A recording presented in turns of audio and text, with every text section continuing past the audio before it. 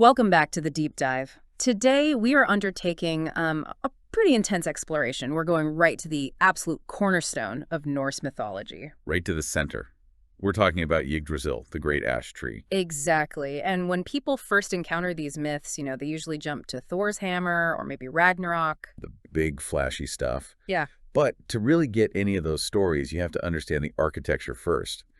And Yggdrasil, it isn't just a mythological setting or some kind of, background feature. No, not at all. Our sources, and we're talking mainly about Snorri Sturluson's Eddas here, they reveal that for the people who first told these tales, this tree was the literal living infrastructure. The very backbone of creation itself. It's the entire operating system of their cosmos. So today, we're going to treat the tree as a kind of spiritual highway, a complete map, and the central spine around which everything, and I mean everything, unfolds. It dictates every interaction, doesn't it, between gods, giants, mortals, even the dead. So our mission for you, the listener, is to move past that simple image of a giant tree and really grasp the radical complexity and the dynamic tension this whole structure represents. It's a universe that is constantly moving, constantly being contested. It's deeply philosophical. And we'll be digging into some pretty surprising truths, starting with the name itself. The name is unsettling. It's not at all what you'd think a cosmic structure would be called. And from there, we'll get into the three foundational roots and the powerful, almost warring concepts they balance. We're talking fate, wisdom, and, well, pure entropy. Pure chaos. And this is where it gets really strange, almost human. The chaotic, sometimes ridiculous ecosystem that's actually living inside the tree. Oh, yes. Gossiping squirrels, gnawing dragons. Exactly. And what their petty little conflicts say about the grand cosmic order. It's incredible. And finally, we'll get to the ultimate paradox of Yggdrasil. Why this living spine of existence somehow manages to survive the total world-ending destruction of Ragnarok. And what that tells us about resilience, about cycles, and maybe the possibility of renewal even when all the gods have fallen. It's a huge topic. It is. Okay, let's unpack this and jump straight into the physics of the Norse cosmos. We have to start with just the sheer physical impossibility of Yggdrasil, right, as Snorri Sturluson describes it. Right. Snorri, writing back in the 13th century, he was the one who collected and preserved these amazing oral traditions. And he defines Yggdrasil as an immense ash tree, towering above everything. And crucially, he stresses that it's evergreen. Yes, which means it perpetually exists in a state of life, even though, as we'll see, it is constantly under attack from all sides. When we say towering, we really need to try and get our heads around the scale here. It's almost impossible. It's so vast that its branches spread out over all of the 9 realms, and its very top is supposed to shelter Asgard, the home of the gods. And the roots go just as far in the other direction. They stretch down into the furthest, coldest, darkest reaches of the underworld. So that massive scale, it dictates its functions. It has more than one job. It has many jobs. It's the physical structure that literally holds the realms apart. It stops the fire of Muspelheimer from just consuming the ice of Niflheimer. It's a buffer zone. It's a buffer. It's a spiritual map that guides souls and travelers, and it's a source of life. Yeah. It draws up primordial water from these wells and distributes it. It's the entire cosmic infrastructure. Yeah. But this brings up a point we really have to stress, I think, if we want to do justice to the source material. I know where you're going with this. For the Vikings, for the Norse people, this was not just some powerful metaphor. It wasn't a cute, symbolic way of looking at the universe. No. The sources really compel us to treat this as a literal belief. To them, Yggdrasil was a physically real, enormous ash tree that was the backbone of creation. And if you believe that, truly believe it, the stakes of every single myth just change completely. They skyrocket. Yeah. If the tree is suffering, the gods are suffering. If a branch is decaying, then your world, Midgard, is vulnerable. You're always living on a living entity, and that entity can get sick, it can be attacked. And that fragility, that sense that existence is both incredibly grand and also constantly threatened, is built right into the very name of the tree. Let's analyze the name Yggdrasil. Yeah. It sounds so majestic, almost impenetrable. But when you break it down, the meaning is actually pretty grim. It's incredibly grim. Okay. Linguistically, it sets a heavy philosophical tone right from the start. Let's take the first part, Yggr. Yggr. This isn't just a random word. It's one of the many names, or Heidi, that are applied to Odin. And specifically, Yggr means The terrible one. The terrible one. Or the terrifying. Okay, so calling the center of your entire universe after the terrifying aspect of your main god is? Yeah. That's already intense. What about the second part? The second part is Yggdrasil. Now, it can literally translate to horse. Which is a bit strange. It is, but in this context, it carries a much deeper, far more poetic and mythologically relevant meaning. Gallows. Gallows. So you put them together and you get the horse of Odin, which is confusing. Unless you know the poetic language about gallows being a horse for the hang. Right. Or the much more direct and frankly arresting meaning Odin's gallows. Odin's gallows. That is a brutal title for the pillar of all creation. It's the ultimate mythological shorthand. It's a direct reference to that famous story of Odin's self-sacrifice, the ultimate price of knowledge. You mean when he hung himself on the tree? Yes. Pierced by his own spear. It was an act of intense, ritualistic suffering that lasted for 9 days and 9 nights. And the purpose, let's be clear, it wasn't a punishment. He was seeking something. It was revelation. He endured all of that to glimpse the runes. And the runes aren't just letters. No, they're the fundamental primal building blocks of the universe, the secrets of magic, of fate itself. So the tree, Yggdrasil, is perpetually named after an act of voluntary transformative suffering. It reminds every single being in the cosmos that knowledge is not a gift. It is earned through immense personal cost. So the philosophical implications at the very center of existence is defined by a permanent scar, a necessary sacrifice that underpins all wisdom. It's jarring, isn't it? To realize their universe is centered on that. Every god, every traveler, anyone who knows the name sees the price of knowledge right there, carved into the trunk. It really changes the whole tone of the mythology. It's not about celestial glory. It's about hard-earned, gritty survival. And that sense of a hard-earned existence, it just continues when you look at the actual foundations of the tree. Right. So now that we have this philosophical context of suffering, let's go. Let's go below ground. Because the true stability of Yggdrasil and the key to its resilience, it comes from this incredibly complex, balanced foundation. Yggdrasil's stability is all in its 3 enormous roots, and they aren't random. Each one anchors the tree in a completely different cosmic reality. And each one draws life from a specific, sacred, and fundamentally powerful well. And this trinity of roots is where the real balance of cosmic forces is established. If you can understand these 3 sources of power, fate, wisdom, and destruction, you basically understand the engine that keeps the Norse universe running. Okay, let's start with the first root. Where does it go? The first one stretches into Asgard, the realm of the Aesir gods. This is where order is, ideally maintained. And this root reaches the well of Urd, right? Or Urd. That's the one. And this well is probably the most famous because it's the home of the Norns. The Fates. These incredibly powerful female deities who effectively govern destiny. Right, but we need to be careful not to oversimplify their role. They aren't just passively weaving fate like you see in pop culture sometimes. Their names are clues, aren't they? Huge clues.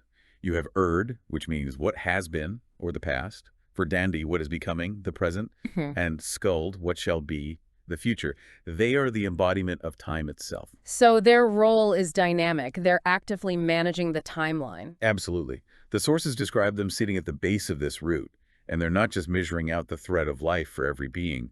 They're physically maintaining the tree. How do they do that? They tend Yggdrasil's roots with the sacred water from their well, and they mix it with clay or loam to stop the tree from dying from the constant decay that's always threatening it. So they're active cultivators, gardeners of destiny. And I remember reading that the process is often described as carving fate, not weaving it. That's right. They carve runes into the very base of the tree. And that carving dictates Wyrd, the Norse concept of destiny. Yes, and Wyrd isn't blind, an inescapable fate. It's more like the interconnected pattern of action and consequence. It's a matrix of decisions that have already been made, which then limits future possibilities. So by carving the runes into the tree, they are literally writing the laws of causality into the structure of existence. Exactly. The Well of Urd represents the sacred laws of destiny, the necessity of time, and the constant active maintenance that's required to prevent everything from just falling apart. It's order, it's structure. Okay. So that's one root, order and destiny. Now, how does the second root compare to that? The second root is very different. It stretches into the volatile territory of Jotunheimer, the land of the giants. And this one anchors itself in the Well of Mimir. The Well of Mimir. This is the source of infinite wisdom and deep memory. It's guarded by Mimir himself, whose name suggests the Rememberer, or the Wise One. So the wisdom here isn't the order of fate like with the Norns, it's something else. It's pure, absolute knowledge and memory. Mimir is said to drink mead every single morning from the Jallarhorn. Wait, the Jallar horn? The same horn that Heimdallr uses to signal the start of Ragnarok? The very same one. And this mead is what grants him his total insight. And this is where we circle back to Odin and that ultimate trade-off. Yes. To get just one drink from Mimir's well, to gain that complete knowledge, Odin had to make a sacrifice. He sacrificed his eye. His eye. The price was permanent, literal sight in exchange for foresight and insight. And that eye, his missing eye, it sits at the bottom of the spring as a perpetual offering, a permanent reminder of that transaction. So this root, it represents the painful cost of enlightenment. It's the understanding that to gain fundamental truth, you often have to give up something essential, something you rely on every single day. It demands a capacity for self-evaluation and sacrifice. It's a very different kind of power than the regulatory, orderly power of the Norns. It is. It really forces the question, what are you willing to lose to gain absolute, unassailable knowledge? The root of Mimir is the place of profound introspection. So we have cosmic structure and order in the first root fate, and we have the steep cost of insight in the second wisdom. Both of those imply some degree of controlled structure. I do. But the third root balances those by leaning completely into pure, unbridled chaos. That's right. The third root digs deep, deep down into Niflheimer, the realm of ice, mist, and primordial cold. And this root draws its energy from a well called Hefsvergelmir. Vergelmir, which translates literally as the roaring cauldron or the seething kettle. That name alone tells you everything you need to know. It implies something violent, harsh, completely destructive. It's a total contrast to the shimmering sacred waters of Erd.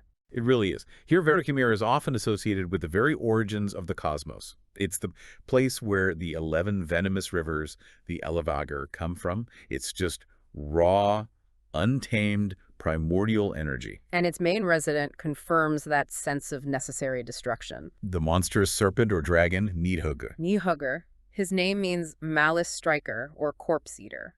And his entire existence is dedicated to one thing. He is forever chewing and gnawing at this vital root of the world tree. It's an act of persistent, corrosive, slow-motion destruction. So this anchor, this root, is tied to entropy, to decay, to inevitability. It's the raw, chaotic force of ending. And Nidhugr's gnawing is the very reason the Norns have to continuously apply that water and clay to the root of Erd. It establishes a necessary counterforce. So if we step back for a second, this is the fundamental tension that holds the entire Norse universe together. Yes. You have the Norns constantly maintaining life and carving destiny at the Well of Ud, trying to achieve permanence. And then at the same time, you have Nidhugr constantly destroying life and ensuring decay at Vergelmir. So the cosmos isn't built on peace. It's built on a perfect, dynamic equilibrium between creation and destruction, order and chaos. Exactly. If Nidhugr stopped chewing, the world would stagnate. It would probably calcify. But if the Norns stopped their tending, the world would just dissolve instantly. It's an incredibly sophisticated worldview. It embraces this perpetual conflict as the very means of stability. The stability of Yggdrasil comes from the fact that it is actively, intensely unstable at all times. Okay, so the roots set the foundation and the philosophical tone, but the real brilliance of Yggdrasil is how it organizes and connects everything in between. It's the highway system. It's the highway system for the 9 worlds. Its primary function is binding. It interlocks all 9 of these interconnected worlds, which are located all along its roots, its trunk, and its branches. It's the physical infrastructure and the map all at once. And the critical takeaway here isn't just that there are 9 realms, it's that they are all connected by proximity, by necessity. Gods have to interact with mortals. Mortals are always aware of giants. The living are constantly touching the realm of the dead. Yggdrasil is the central nervous system that manages all that flow. Without it, the whole system just collapses. Which is why, during Ragnarok, the tree groans and shudders, but it doesn't fully fall. It can't. Let's try and map this out. We can use the widely accepted arrangement from the sources, right? Dividing the realms into 3 tiers, upper, middle, and lower. Sounds good. We should start at the very top, the upper branches, the celestial or divine tier. And here we find Asgeirir, home of the main pantheon, the warlike Aesir gods, Odin, Thor, all of them. Asgeirir is always described as being high up. You have to travel across the burning Bifrost Bridge just to get there. It's where you find the magnificent halls like Valhalla. Where the chosen warriors gather for the final battle. Right. Then there's also Vanaheimer, the realm of the Vanir. These are the older gods, associated more with fertility, wisdom, natural magic. Yes, they warred with the Aesir at first, but later they merged their influence. Vanaheim represents a different, more ancient kind of divine power. And the last one in this upper tier is Alheimer. The land of the light elves. Beautiful, luminous beings, often associated with natural beauty and minor magic. This entire top tier represents purity, light, and the highest order of divine power. Okay, so let's move down to the middle section, the middle trunk. This is the mortal plane and the site of constant friction. The messy core of existence, yeah. The most familiar realm here is obviously Myegerar, our world, the realm of humanity. It's positioned centrally, and it's physically encircled by the massive world serpent, Jormungandr. It's symbolically protected from the outer realms by a huge defensive wall, supposedly built by the gods. Right next door, perpetually threatening, is Jotunheimr. The formidable land of the giants, the Jötnar. It's a vast, rocky, desolate place. Mountains and cold. The giants are really the forces of untamed nature, the primal opposition to the Aesir's orderly rule. They are the ultimate other, and the survival of Midgard basically requires the constant policing of the giants. Usually by Thor. Usually by Thor, right. And also in this middle tier, usually deep beneath the surface, is Svartalfaheimr. The realm of the dark elves, or more commonly, the dwarves. Masters of craftsmanship. They're the ones who forge all the legendary treasures. Mjolnir, Odin's spear Gungnir. All of it. Their location deep underground emphasizes that human culture and survival are utterly dependent on these subterranean creators. So this middle tier is where all the action is. Gods descend, giants attack, mortals live their lives. It's the most dynamic part of the system. And finally, we descend to the lower roots, the primordial or underworld tier.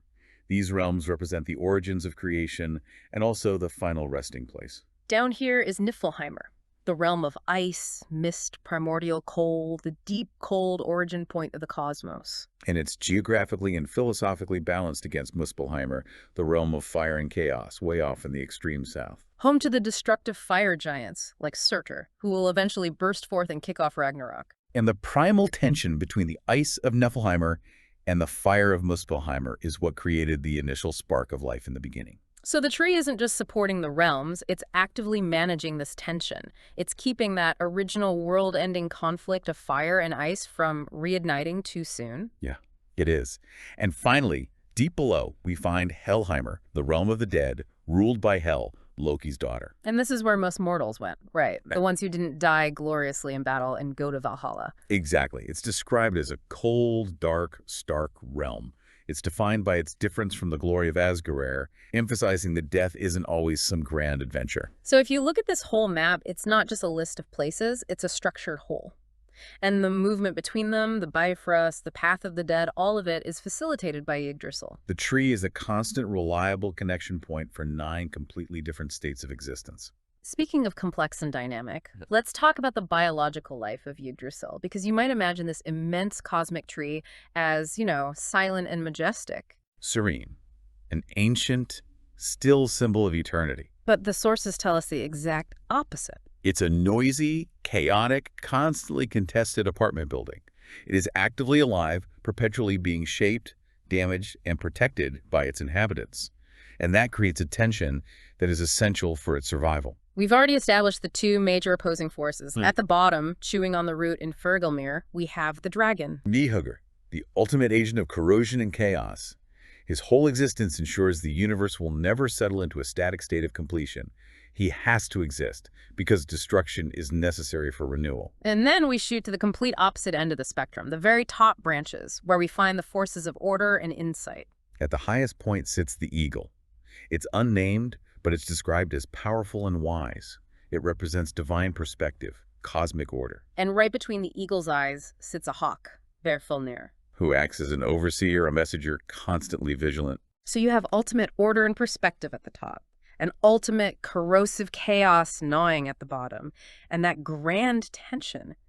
You'd think that would be enough to power the universe. You would think so. But here's where Norse myth injects this surprising and, frankly, deeply human dose of relatable absurdity. And that absurdity is my absolute favorite mythological character. I think he provides the deepest insight into the human condition. You're talking about Retatakos. Retatastra, the gossip squirrel. A squirrel at the center of all creation, and his job, His job is not to ferry wisdom or attack the structure, but purely to facilitate petty arguments. That's it. Rataskar, his name literally means drill tooth, runs constantly up and down the trunk carrying insults and malicious rumors. He takes threats from the eagle at the top down to Nidaherg. And then he races back up with the dragon's dark replies. Yes. It's the cosmic equivalent of checking your phone for drama while you're trying to hold together the entire cosmological structure. It's brilliant. It's absolutely brilliant because it shows that the Norse recognized that the systems of the world, no matter how majestic, suffer from the same low-grade friction that plagues human society. That constant exchange of malice, represented by a squirrel, is an unavoidable dynamic element of a living system. It keeps the tension high. It seems so. It ensures neither the eagle nor the dragon ever gets complacent. So beyond the intentional chaos of the squirrel, there's also the slow, inevitable drain of life. Symbolized by 4 distinct stags. Dane, Velen, Dunur, and Duraror. They are continuously grazing on the tree's leaves and branches. And their action symbolizes the slow passage of time, the natural draining of life that all living things experience. It's the quiet consumption and decay that happens naturally, separate from the violent attacks of the dragon. So you've got the dramatic, violent gnawing of the dragon, Sudden chaos. and then the slow, continuous grazing of the stags. Natural decay. The tree is being attacked from the inside out and the bottom up. And this brings us full circle to its resilience. The tree doesn't collapse because the Norns, with their sacred water and clay from the Well of Erd, are in a constant active struggle against these forces. They're fighting the stags and the dragon every single day. Every day. Yggdrasil is a dynamic system held together by the balance of immense forces of order, chaotic destruction, and even trivial internal conflict. It's a universe that requires constant, intentional work. We've established that Yggdrasil is a living, breathing, gossiping structure, and it is defined by its name, Odin's Gallows. So let's return to that defining moment for the tree. Odin's self-sacrifice. This myth isn't just an origin story for the runes. It transforms the tree itself from a mere structure into a cosmic teacher. The ritual is so precise, so intense. Odin, already the chief of the gods, chooses to submit himself to profound agony. He hangs from the tree for 9 days and 9 nights. Pierced by his own spear, completely without food or water. And that 9-fold repetition, 9 days, 9 nights, 9 realms, that's critical. It indicates a total immersion in the structure of the cosmos itself. He's subjecting himself to the very axis of existence to get what he wants. And the motive was pure, ultimate knowledge. He wasn't doing it to save the world. No, he was doing it to gain mastery over the runes. And we have to remember what the runes actually represent. They are not just an alphabet. Far from it. In the Norse cosmological sense, the runes are the primal sounds. They're the language of the gods, the fundamental magical building blocks of existence. By mastering them, Odin mastered the power to create, heal, bind, curse. Everything. So he wasn't just learning to read, he was essentially hacking the source code of the universe. Precisely.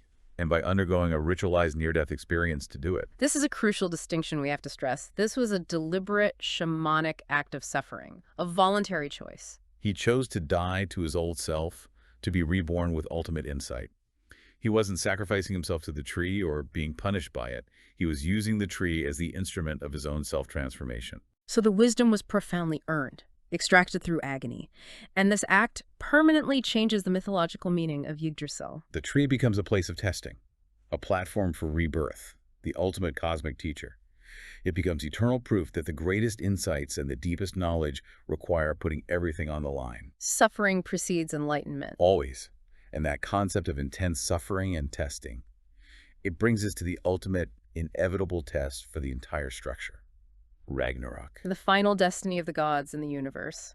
The myths detail the scale of this final conflict, and it's not a skirmish. It's total. The world is plunged into darkness. Fenrir, the great wolf, breaks his chains.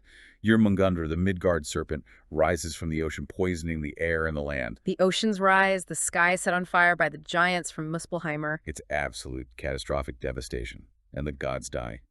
Odin is swallowed by Fenrir. Thor falls after slaying Jörmungandr. The worlds burn. It is the spectacular end of an age, a total cosmological reset. But, and this is the critical point, the true testament to the tree's foundational integrity, Yggdrasil itself does not fall. It's the one structure that cannot be entirely consumed. The sources are clear on this, right? It shudders, it groans loudly, it suffers immensely during this worldwide fire. but it holds. It is the ultimate symbol of resilience. It maintains its physical structure even as the 9 realms around it are just ravaged. And that survival is the key to the cycle of renewal, because life is preserved within the tree's massive form. Exactly. Our sources tell us that 2 human beings, Lif and Liferasir, Life and Life Thriver. they hide deep within the structure of the world tree, and they survive the destruction. They emerge afterwards, sustained by the dew of the tree, to begin the next age of humanity on a renewed earth. That's incredibly profound. It tells us that the Norse worldview didn't believe in an absolute, final, clean ending. They believed in cycles. And the tree is the ultimate symbol of that resilience and that continuity. Even when the world is destroyed and the gods are dead, the fundamental architecture of existence regenerates, ready to support a new beginning. The center holds, and the new world grows from the structural remnants of the old. It's a surprisingly hopeful message embedded within an intensely violent prediction of the end times. It is. And that concept of a central cyclical structure is so compelling that it's not unique to Norse mythology, is it? No, not at all. This leads us to the deeper cross-cultural context. The image of a world tree, or an axis mundi. The axis of the world is ancient, and it's global. It appears as a way for humans to structure the universe and map the connections between heaven, earth, and the underworld. We see versions of it everywhere. In Siberian shamanism, where the shaman climbs the cosmic pole to get knowledge. In the Hindu concept of the Ashwatha tree. In ancient Mayan cosmologies. It speaks to a universal human need to orient ourselves. And the tree is the perfect vehicle for this structure. It represents several universal truths. First, interconnectedness. The visible branches reaching for the sky are inexorably linked to the unseen roots digging deep into history. It links the divine to the mortal, the past to the future. It also represents stability and nourishment, a source of life with roots in history and branches reaching toward potential. And fundamentally, it embodies the necessary cycles of growth, decay, death, and rebirth. You can't have the spring without the winter. For the Norse specifically, Yggdrasil provides this cohesive working worldview for understanding destiny, balance, and that core idea that everything affects everything. The whole system is in perpetual motion, powered by that dynamic struggle between all its inhabitants. Which brings us back to today. Why should we, the learner in the modern world, devote this much time to understanding an immense ash tree from ancient Scandinavia? Because Yggdrasil's relevance goes far beyond historical mythology. We can use it as a framework for understanding complex, interdependent systems today. Okay, like ecology, for example. Exactly. The tree instantly reminds us that ecosystems are deeply interdependent and often far more fragile than they appear. If you poison the well in Niflheimer, which is analogous to fouling a distant but foundational environment, the entire canopy suffers. The gods' realm suffers. It's a powerful model for understanding our own global environment, where the decay in one area, Nidhöggur's gnawing, puts immense stress on the entire system. And requires constant, active maintenance. The Norns' work. Or what about mental health and psychology? I find this connection particularly compelling. It's a perfect model. The structure of the tree mirrors psychological grounding.